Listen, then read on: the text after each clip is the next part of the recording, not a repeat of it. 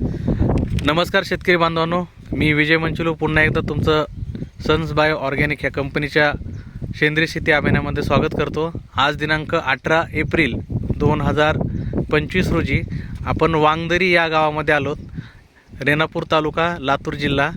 इथं आपण राजाभाऊ कराड या प्रगतशील शेतकऱ्याला सेंद्रिय शेतीमध्ये आपण sons bio organic all in one हा प्रोडक्ट दिला होता।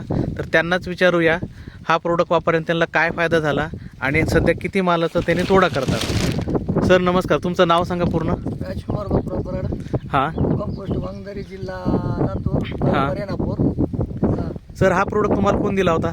आपले माजलगाव सर। माजलगावकर सरांनी तुम्हाला प्रोडक्ट दिला होता। हो, याच्या अगोदर तुम्ही हा प्रोडक्ट वापरलाय का सर? नाही कधी वापरलाय, पहिल्या वेळेसच आहे। पहिली वेळेस आपण हे वापरलंय। हो, किती क्षेत्राला तुम्ही सर हा प्रोडक्ट वापरलाय? 30 गुंठ्याला।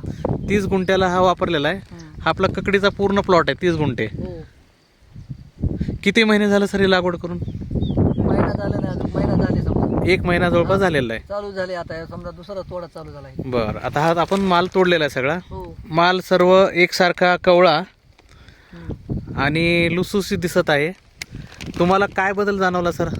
बराच बदल आहे याच्यामध्ये या औषधात। हां, म्हणजे काय पानाची साईज, शेंडा? येलं वाढणं, फुलं गळणं नाही गळणं, हां, टेम्परेचर मुळे बी तेवढं काही एवढं ही झालं नाही। टेम्परेचर फुलं गळतात पण आपलं गळालं नाही। नाहीत आपले फुलं। सेटिंग चांगली झालेली आहे। सेटिंग चांगली आहे, कवळा कच माल निघायलाय। बरं, रोज किती कॅरेट आपण तोडता? 5-6 कॅरेट। 5 ते 6 कॅरेट तोडता आपण। एवढा माल आपल्या आजूबाजूच्या शहरामध्ये कोणाचा निघतो का सध्या? नाही अजून कुणाचं कारण उन्हाची तीव्रता जास्त असल्यानं सध्या ककडीचा माल जास्त लोकांना निघत नाहीये किंवा वांग्याचा निघत नाही। तुम्ही अजून कुठल्या पिकाला हे वापरलेलं आहे? वांग्याला, मिरच्याला, गवारीला।